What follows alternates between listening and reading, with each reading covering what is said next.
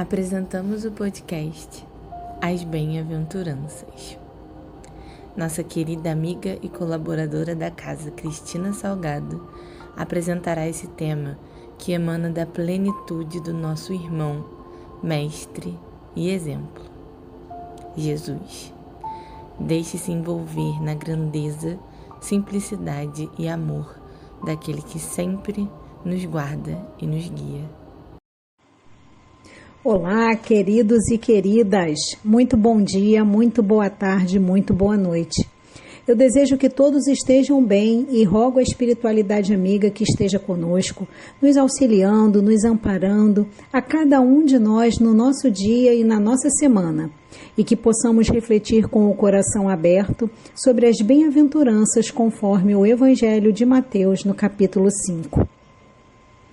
Hoje vamos iniciar a nossa reflexão com a quarta bem-aventurança. Vamos lá? E Jesus, vendo a multidão, subiu a um monte, e assentando-se, aproximaram-se dele os seus discípulos. E abrindo a sua boca, os ensinava, dizendo: Bem-aventurados os que têm fome e sede de justiça, porque eles serão fartos. Jesus, com as bem-aventuranças, define para todos nós um estado de tranquilidade, compreensão e serenidade íntima que devemos cultivar frente às mais diversas situações da vida.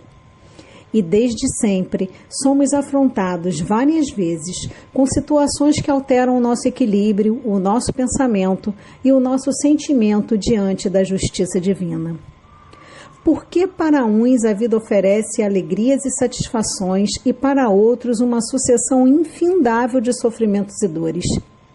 Porque uns dormem em camas macias e outros têm o chão por colchão e o papelão por coberta?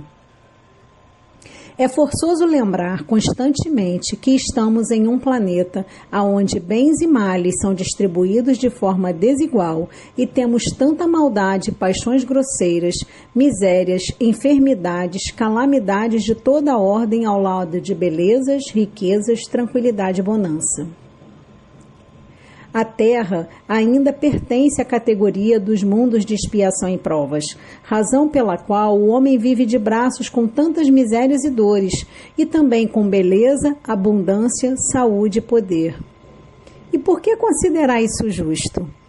Allan Kardec nos disse: estamos em um planeta que é um misto de escola, presídio e hospital, cuja população se constitui, portanto, de seres iniciantes pouco evoluídos, aspirantes ao aprendizado das leis naturais, seres inveterados no mal, banidos de outros planetas para cá com o intuito de se corrigirem para poderem retornar aos planetas de onde vieram, cuja condição já seja mais elevada, e ainda os enfermos da alma, que necessitam libertar e limpar suas mazelas, através das provas e ou expiações mais ou menos dolorosas e aflitivas.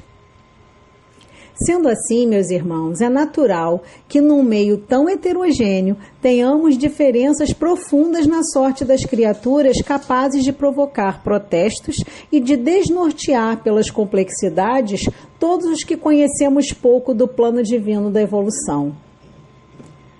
Na questão 171 do Livro dos Espíritos, temos uma explicação para a justiça divina através da reencarnação como meio de alcançarmos a perfeição através das provações da vida corporal, através das novas existências que nos dão as oportunidades para fazer ou concluir as ações necessárias para a nossa evolução.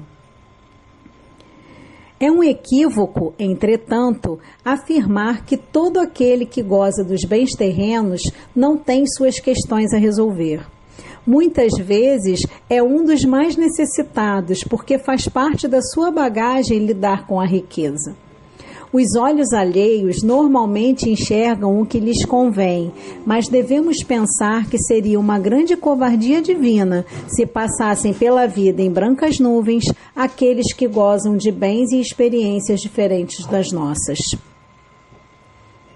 com a consciência de que a lei se fundamenta na liberdade e igualdade para todos, quem tem fome e sede de justiça tem necessidade de regeneração, tem necessidade de ser cobrado em primeiro lugar para que possa ser liberto das infrações a que deu causa, a fim de alcançar a disciplina. É responsável pela sua redenção, não pela do próximo, a quem pode ajudar, mas não pode assumir um fardo que não é seu. É necessário, então, o resgate até a quitação total. A meta é purificar-se no fogo das nossas provas e expiações, a fim de reduzir e dizimar as nossas imperfeições, transformando as nossas amarguras em bênçãos, permitindo-nos sair melhores do que entramos. Esse é o verdadeiro propósito da nossa alma. E os meios e modos para que isso se dê vêm da nossa necessidade, da nossa capacidade de lidar com algumas questões, receber e usar algumas ferramentas para a extinção dos nossos débitos.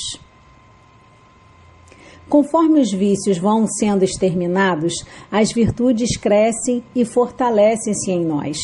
Vão se abrindo os nossos melhores sentimentos, a nossa visão para o que são as verdades espirituais e o que nos será possível alcançar com elas. Passamos a ter uma fome inesgotável do pão do céu e sede constante da água da vida. Queremos alcançar a plenitude e, com as beatitudes ensinadas por Jesus, podemos expandir a nossa reflexão. Podemos nos comparar nessa busca pela ascensão voluntária a um alpinista subindo a montanha. No começo, as dificuldades fazem a subida ser penosa e lenta, mas conforme superamos os primeiros obstáculos, nos vemos capazes de superar os obstáculos seguintes, especialmente quando observamos o que já foi deixado pelo caminho pelos que nos antecederam. E sabem por que isso acontece? Porque Deus, que é um Pai amoroso e justo, sabe equilibrar esse processo depurativo de acordo com as forças e experiências que cada um de nós vai acumulando ao longo da nossa jornada. Assim, conforme Rodolfo Caligares no livro Sermão da Montanha, abrindo aspas, bem-aventurados os que têm fome e sede de justiça, porque eles serão fartos. Não se referem, como poderia parecer, aos que, inconformados com sua condição, protestam, amaldiçoam ou promovem agitações subversivas, mas sim aos que, qualquer que seja a classe social em que se encontrem, procuram, de consciência tranquila, seguir-lhes as pegadas, alimentando a nobre aspiração de pautar seus próprios atos de conformidade com os mais altos ideais de justiça e retidão, respeitando escrupulosamente os direitos de seus semelhantes, procurando tirar de sua atuação o maior resultado possível para a evolução própria e o bem alheio. Fecha aspas. É assim que devemos pautar a nossa conduta para sermos ativos cooperadores, para a implantação na Terra de um estilo de vida mais adequado com o direito, a liberdade, o amor e a moral. Que, inspirados no exemplo do Mestre Jesus, que desceu do alto da pureza e da perfeição, vindo para este mundo corrompido a fim de nos dar como humanidade o que necessitamos para alcançar a redenção, sigamos em frente, abraçando a vida e as oportunidades que temos, nos empenhando de corpo e alma na construção da sociedade de agora e, muito melhor, na sociedade do porvir. O que não nos cabe, por ser antiquado e não condizer com o estágio evolutivo atual, deve ser destruído e, em seu lugar, temos que construir o que é novo.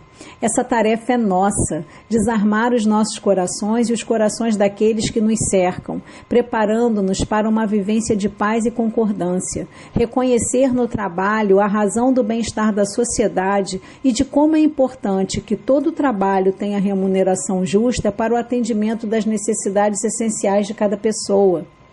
Que possamos levar as luzes do Evangelho a todas as camadas sociais e que aprendamos a conviver pacificamente, resolvendo as nossas diferenças com justiça e equilíbrio e sabedoria. Quando nos submetermos espontaneamente a amar uns aos outros, aprenderemos a trabalhar sempre em harmonia e nenhum conflito de interesse nos dividirá. Seremos capazes de nos tratar de forma tão fraternal que haverá entendimento perfeito e concordância entre nós, motivando a solução das nossas questões sem guerras, conflitos e demandas de qualquer espécie. Seremos fartos porque receberemos o pão divino, tendo saciados a fome e a sede daqueles que buscamos o sagrado de todo o coração. E agora, para brilhantar a nossa reflexão, trazemos uma página de Joana de Ângeles, do livro Alegria de Viver, psicografado por Divaldo Franco, sobre essa bem-aventurança. O título é O Tenaz Esforço. Se pretendes a paz interior, cultiva o trabalho sem descanso. Se queres a alegria, gera o bem infatigável onde te encontres. Se esperas a saúde perfeita, adapte às disciplinas do equilíbrio e probidade. Se aguardas um amor, sê fiel à amizade, perseverando no culto do serviço ao próximo com alteração de conduta. Se anseias pela fé, estuda e desenvolve a bondade com todos os que te cerquem. Se anelas pelo perdão daquele a quem ofendeste, reabilita-te mediante o comportamento humilde no qual o arrependimento honesto se te faça presente. Se ambicionas a felicidade, semeia o bem sem descanso e aguarda o tempo. Se atuas com os olhos postos na imortalidade, recupera a ocasião perdida e insiste sem receio nos ideais da verdade. Se marchas no rumo do dever, sem te apartares das linhas de conduta correta, triunfarás em ti mesmo e te alçarás aos cimos de onde contemplarás a rota percorrida, bendizendo a dor e engrandecendo a luta, graças às quais te alaste para o voo de triunfo então logrado. A ilusão, geradora da irresponsabilidade, é inimiga sutil de quem aspira à felicidade. A fantasia, afastando da realidade, responde pelas decepções e amarguras. O entusiasmo desmedido cega a razão, transferindo a mente do dever para desnecessários logros, que não atende aos anseios do coração. O sonho mirabolante produz um despertamento perturbador. Ama e renuncia, deixando cada coração seguir o rumo que lhe compraz. Segue o teu caminho, e se alguém pretende amar-te ou sentir a tua companhia, que venha contigo. Se, porém, desejas participar das alegrias de quem amas, não o retenhas nos teus desejos, deixando-o em liberdade, a fim de que ele te abençoe sempre com carinho e gratidão. Jesus nunca se impôs, jamais constrangeu. Igualmente não cedeu o passo, jamais se desviando da rota. E derrubando todos os castelos da ilusão e todas as edificações da fantasia, preferiu a taça de fel e a cruz transitórias, mediante as quais demonstrou a grandeza do seu messianato, que prossegue além das estrelas rutilantes no rumo de perene alegria. E então, o que você achou da nossa reflexão de hoje? Na próxima semana estaremos juntos com a quinta bem-aventurança. Até lá!